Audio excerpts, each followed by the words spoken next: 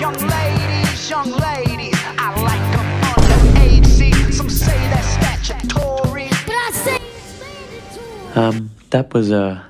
That was really bad. I beg your pardon? Hey guys, it's me with another Retro Redux. I was supposed to drop this video a little bit faster, but I've been dealing with some stuff like, some surgery, and there's a ton of music from last year and now this year that I've been catching up on. Like, for one, I finally listened to JPEG Mafia's re-release of his album from last year that I prefer over the one from last year. Lately, every word that come out my mouth get fired straight from the hip. And Weeknd dropped his album, and this got some joints on it. I ain't gonna lie, y'all need to listen.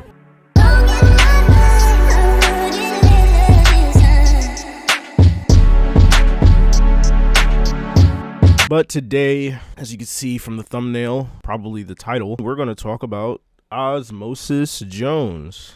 Mr. Colonic, what's that smell? Why, that's the smell of this poopy butt movie, Billy. Osmosis Jones is about and the name of a white blood cell cop who lives inside one of the dirtiest man-children cinema has ever seen, Frank. Over the course of the film, Jones is forced to team up with an extra-strength cold pill named Drix to stop a deadly disease that looks to kill Frank in a record-setting 48 hours. Now, first things first, who the fuck made this and bribed all of these famous, legitimate actors to be in it? We got Chris Rock, William Shatner, Lawrence Fishburne, Brandy, like, Who said, yeah, let's do this and let's put these people in it, and then those people agreed to it? It was probably some contractual thing. It had to have been. Or maybe these people got some dirt on them. I don't know. And that's not to say that these actors have never been in anything bad, nor am I even saying that this film is one of the worst things I've ever seen. However, this movie is just kind of bleh on so many levels. Not just bleh, like meh, like it's fine, I guess, or whatever, but it is so gross and lacks so much charm and is so immature and shallow that it is impossible for this movie to truly be endearing. The only thing that's really memorable about this movie is the concept and the title. Other than that, this movie is not at all a good one. Even as a kid, I wasn't crazy about it. Sometimes they played on Cartoon Network or, one of those random movie channels in the 300s if you had Optimum. And for me, I always just was like, it's animated. I recognize Marty's voice from Madagascar, and, I guess that's cool. There's colors, and like I said, the concept was so cool, I really just couldn't wrap my mind around something that creative. It jumps into that same pool of creative premises and worlds in these animated movies, kind of like Toy Story in a way, or Monsters Inc., where it takes an idea or a concept of civilization and applies it to inanimate objects, or just the concept of personalization. But the level that this film took it to, just blatant, hey, these are parts of society and parts of your body, how it's divvied up, I thought was pretty clever and interesting. However, when I say that the film is shallow, immature, gross, and lacks charm, that is not just the film itself, but pretty much all of the characters. We can start off with Frank, portrayed by Bill Murray. He's pretty much the body, aka the world that all of the organisms inside of him live in, and he is fucking gross. But he's also broken because at the beginning of the film, he fights a chimp. And this is the first inclination of how gross this fucker is. Not only is he scratching his ass with the same hand that he is eating with, but he is eating a boiled egg with mayo and salt.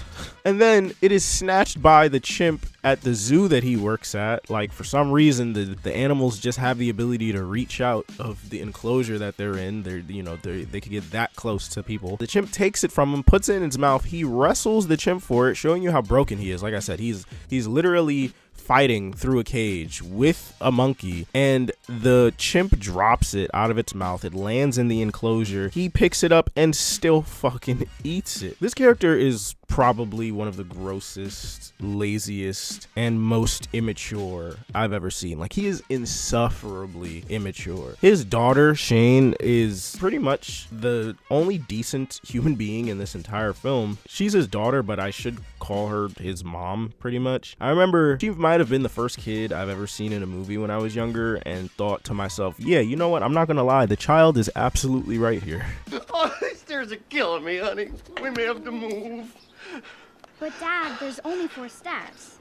Everything that she does in the movie is the logical, sound, and emotionally mature decision to make. And Bill Murray is just a shitty dad. Not shitty in terms of like not providing for her, but just shitty in terms of he has no real work ethic or anything like that. And it's kind of revealed throughout the course of the story that it's actually due to trauma related to the fact that his daughter kind of verbally enunciated that she resents him and kind of blames him for the death of their mother, because she was probably also dirty and shitty as a human being too in terms of her hygiene, and she probably died from it. And Shane is essentially traumatized because she doesn't want her dad to end up the same way, so she's really trying to get him healthy, and he is not trying to hear it. Like he's one of those people that makes vegetables sound like it is torture, but he's like 50. Like by the time we get to this movie, obviously Bill Murray's age or whatever, but just look at the dude. He looks like shit. He is old as fuck. Anyone that looks at vegetables as completely fucking gross, like they never just put like ranch on a slice of a carrot because, oh, carrots are so good. I just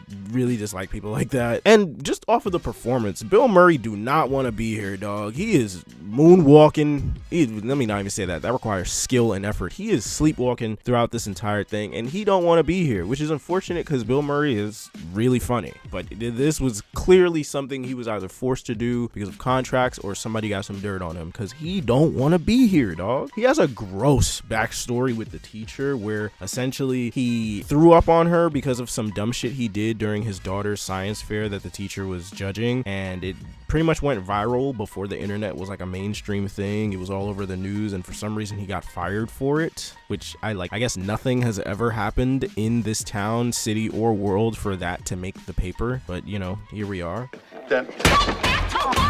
Let's get to the meat and potatoes of the film, though. The actual parts that could maybe be deemed as entertaining, because all of the human parts outside of the daughter are just gross and really bad. But yes, the meat and potatoes of the movie is the animated section, which take place inside of Frank. First things first, let's talk about Osmosis. He's a stereotypical reckless cop who has a bad relationship with his chief and pretty much everyone else because he's annoying. We've seen this type of archetype before. The almost village idiot, but he's not, because he's not completely incompetent. It's just that his ambition gets in the way of his actual performance. He's not really that interesting of a character. A lot of his character, if you could even say that he has character, comes from Chris Rock's vocal performance, which isn't amazing, it isn't game-changing, it isn't legendary. It's just that he actually has some energy in the booth. It isn't as entertaining as his performances as, you know, Marty from Madagascar. It brings something to the movie. It's one of the few things that still sticks out in my memory. That, and what the fuck was this face? Like, Jesus Christ, this face has given me nightmares to this day. It's one of the few frames I could always just think about. Whenever I think of Osmosis Jones, I think of that face. It's fucking terrifying. He has a cliche and gross backstory, much like everything in this movie is cliche and gross. And it's really not something that ever really creates sympathy, if that makes sense. A lot of the situations and, you know, the second act lull that him and the other main character hit in this movie are just kind of like whatever. You don't really care about any of these characters. The fact that you don't care about the main character nor the entity that all of the other characters are existing in, I think that indicates a bigger problem for this movie overall. We have Drix, who's the stereotypical straight man partner, and the relationship between him and Osmosis, them being at odds with one another and then eventually growing into like synergy, isn't really felt. There isn't really that feeling of like, oh man, we hate each other or dislike each other for valid reasons. Osmosis is just kind of being a prick, and Drix is also being a prick, but you never really feel like there's any growth or development. They just end up liking each other. He is so white, dude. Like, get it? Oh man, he's corny and he doesn't have rhythm. Wait a second. No. Obama's on the train! No, a bomb! Oh, good. I fucking hate Obama, but I'm not racist or anything. Next up, we got the villain, Thrax, played by Lawrence Fishburne for some reason. Hi, baby. Somebody please get this man a good script.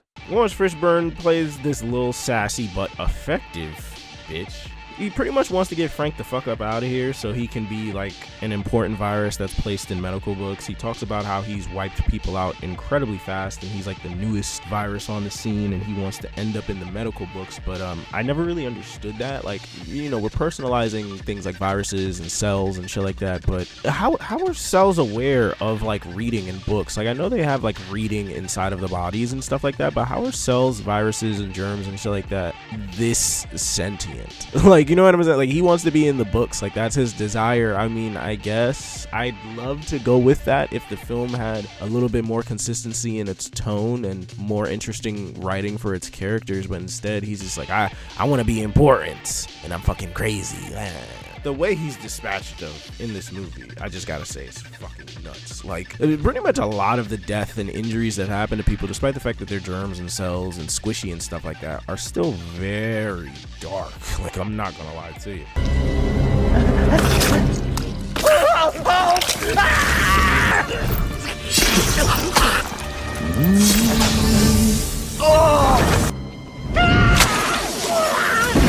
We also got the mayor. For some reason, William Shatner, who, much like Chris Rock, does a decent job. Like, you know, it's nothing bad. I don't know. Like, he never really comes off as like truly sinister, just like a fucking buffoon the entire movie. Not like a buffoon, like he's just completely incompetent, but he just makes bad, dumb decisions, and there's never really a motivation or reason. Like, he wants to win, but what's presented in front of him just is so frustrating for me as a viewer because of how dire the situation is. But I think that's also, you know, kind of applicable to real life. So the more I feel like things are a bit unsubstantiated or undeveloped, there are still things in real life that could also feel that way with people in power. So I guess it kind of makes sense. I just wish this character had some more depth to him in some way. Maybe he was being manipulated or controlled by something, maybe, but no, he's just kind of a prick. We also have Leah, I forgot how they pronounced it in the movie, I'm not gonna lie. It's voiced by Brandy, and I ain't gonna lie, man, call me a sick bastard, but that is a fine ass white blood cell, bruh. I almost puked, but let me stay focused. She's also the love interest of the story who sees the good in Jones, but like I said, the film doesn't provide enough of the good in Jones prior. Like, it would be one thing if he was more like the Bad Boys guys, where it's like, yeah, he's reckless, he causes a bunch of mess and this, that, and the third, but he's good at his job, so it puts everyone in a tough position. And that would be even more compelling for her character if that was the case, but he's just kind of a bad cop, so it's just kind of like she just wants to fuck the guy. Let's just talk about as much good as I can here. I want to focus in on that because I feel like a lot of what I've just described in my summation is a lot of negativity. So let's talk about the good things. I think the concept of personalization in the aspects of the human body is a very interesting and creative idea. Kind of like how I mentioned earlier, things like Inside Out, Toy Story, Monsters Inc., and a couple others, even Shrek, all have this idea of taking something, taking a concept, taking a culture, applying it to worlds and universes that aren't indicative of our own. Is always just fun to see. But the thing is, with all those other movies, they have the charm, they have comedy, they have good dramatic writing, better voice acting, not to compare the animation styles, but in terms of just character design and memorability, like I said, there's nothing to this movie. They don't have good character designs, there's no good character development. It's just an interesting concept applied to what feels like a generic buddy cop attempt action animated kids movie, and then they add the live action scenes after to add to the dramatization of it. There are some funny parts like this one right here. Woohoo! Next time, I'll be the bad cop. You are a bad cop. Yo, who you calling a bad cop? I think the news anchor fight and them coming back with bruises and missing teeth is also really funny. I also think that, having the final fight take place on top of an eyeball and leading to a false eyelash and being transferred from one body to another is really, really cool. And also the tonality during the Frank-pocalypse scene is actually kind of decent outside of the corny Titanic reference. Gentlemen, playing with you has been the greatest pleasure of my life. Just the way that they animated the characters, especially the mayor during this moment, is kind of well done and is very allegorical to, the state of the world we're in right now. But I feel like the constant state the world is always in throughout like history has always just felt like we are on the edge, like right before the apocalypse. So maybe it's because I'm living through it and I'm a little bit more aware of the circumstances that I'm in now, or the world is in now, that, you know, I could feel that scene a little bit more. It resonated with me for some reason, but unfortunately the scene is not powerful enough to justify watching this movie. And there are so many bad puns in this movie. It was just ridiculous. Overall, this movie is not good.